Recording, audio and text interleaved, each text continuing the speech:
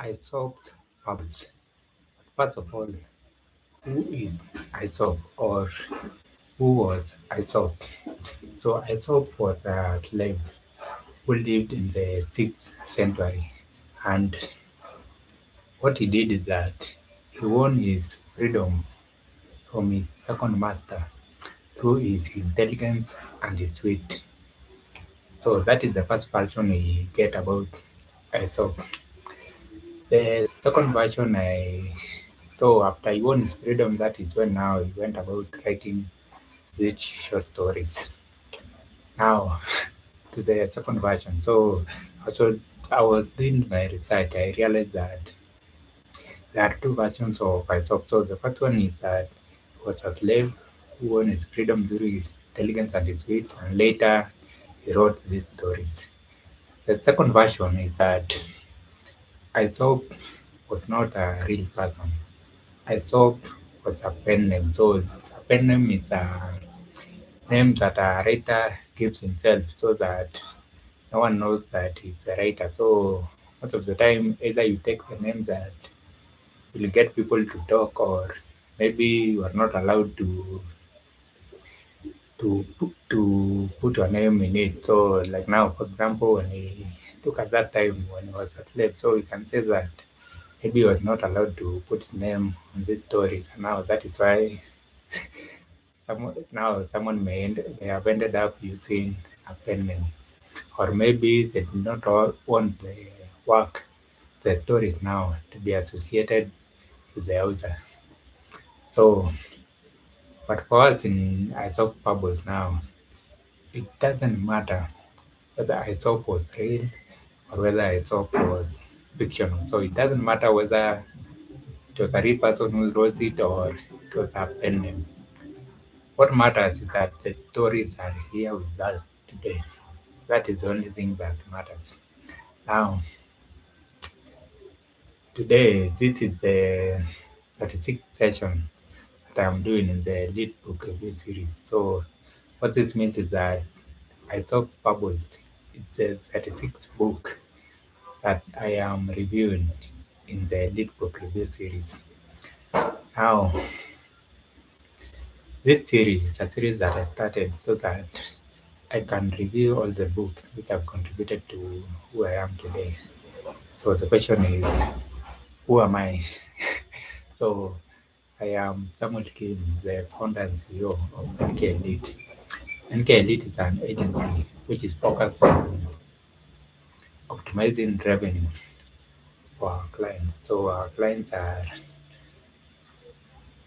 skincare, DTC, brands, and on the other hand, we have non-profit. And now we use the lead revenue optimization system, which is now EROS, to optimize revenue for our clients. Now back to Aesop's. So the first thing about Aesop is that, and now this is the most impressive thing about Aesop is that Aesop fables are a collection of short stories which teach either a moral lesson or at the end they give you a practical wisdom which you can implement in your life today. And now the thing about this practical wisdom is that the stories are very short, and now I'll give you an example of three of the stories which I found most impressive from my soft bubbles. The first story is now the first story is the story of the cock and the pearl. So the cock and the pearl now this story of a cock which was saw something shining in the hay, and now it went about and scratched it. And now when it scratched it, it found that it was a pearl. And now that is where it said it just did away with the pearl, and now it said that one may praise you, but for me you are useless. So for me, 100 of you, you are useless. Now the lesson from this fable is that precious things are for those that prize them. So precious things are for those who prize precious things. So if you don't price something, it will not be priced to you. So that is the lesson from this fable. The second fable that impressed me is the fable of the tortoise and the hare. And now I know that in business circles, these fables, like the lessons, have been used a lot. Now the fable is that the the hare was boasting that no one can beat no one can beat it in a race. And now what happened is that the tortoise challenged it. So the tortoise challenged the hare to a race to know who was the fastest. And what happens is that in the race now, when the race was held now, what happens is that the hare quickly got off the race, and when he had raced for a bit and now he could no longer see the tortoise, he kind of took a nap. And as he was taking the nap now, the tortoise came plodding along. And by the time the hare was waking up, the tortoise was almost at the finish line. So the hare tortoise tried to catch up, but it was too late, and the tortoise crossed the finish line. Now the lesson here is that the lesson here is that plodding can beat the fastest. So the lesson is that it's not about how fast you go; it is about you getting to the finish line. So what matters is not how fast you are going. What matters is, so it doesn't matter who goes the fastest, but what matters is who gets to the finish line first. And now, as I was talking about this story, I've remembered that it was in one of the primary textbooks that we had. Those short stories that were at the end of every topic. So I'm just realizing that we were introduced to these fables even earlier before I even knew that they were written about 2,500 years ago. So now to the third fable. So the third fable now, this one is this one is about the fox and the grapes.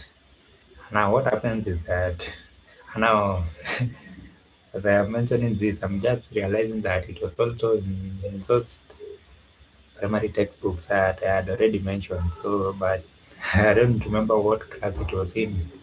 So this one is about the fox and the grape. And most of the people I know that are familiar with this, even you, I bet that you are also familiar with the fox and the grape bubbles. So the story is that the fox was walking angrily, and now as he was walking around, he noticed that there was a grape tree on his path. And what he did is that he tried to get to the grapes, and so he went several paths, and then he came back and tried to get to them, but he couldn't get to them. So he went back again and did the same again, but it turned out the same result. He went back again and did it a third time, and this time he did not get the grapes again. And so the fox was furious, and now in his furiousness, he said angrily, "Ah, they are not even ripe, so they are there for green food." So, so this one, the lesson is that we despise what we can't have.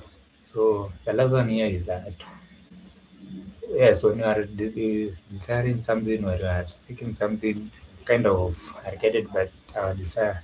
But the moment we realize that we cannot get what you are striving for, we despise what you are striving for. So that is the lesson there. Now the that and final thing. So the first one was that Aesop was either he was real or he was a pet name. The second one is that each fable has one lesson or one practical wisdom that, that is associated with that fable. Now the third takeaway is that this lesson, what impressed me is that as I was doing my research into Aesop fables, is that these lessons are 2,500 years old. Yeah, that's right. 2,500 years old. Now, for me, I find that very impressive because most of the things from the ancient world have not reached to us. And now, if they have reached to us, they have been met up with so much that you cannot recognize them. And now, so doing my research, I also noticed that there are those who say that there are some stories in those fables that may have ended up being met up with and being added, even though they did not come from myself. And now, for me, at the end of the day, I still find it very impressive that about the power of stories and the moral lesson. So this is the power of fables. So fable is a short stories. It either has a moral lesson or practical wisdom. So for me, it is very impressive that the first time that these stories were written, like at the time they were being collected, it was in the Middle Ages. So before that, the stories were being passed on orally. So they were being passed on by word of mouth. So it was someone telling the story, and then that other person tells the story. That other one tells the story. So the stories are being told like that, until now, the Middle Ages. And for me, I just find it very impressive about the power of storytelling. Because now, when you wrap a lesson in a story, when you wrap wisdom in a story, it is very difficult for the person who are telling it to, or the person who is reading it, to reject the lesson or the wisdom that you are passing along. Now, for me, that is what I find very impressive. Now, my third takeaway about the soft fables. So, about the 2,500 years ago, the lesson today is like the lessons and the wisdom that were passed on 2,500 years ago are still alive today, just as they were 2,500 years ago. Now, and that is the reason that I would recommend you to read these fables if you haven't read them yet, because of the lessons, the moral lesson, and because of the practical wisdom that is in these fables. Now, that's all for today, and I'll see you in the next session. So, my question for you is, do you love fables? So, let me know your answer to that in the comments below. So, for now, bye bye. Carpe diem.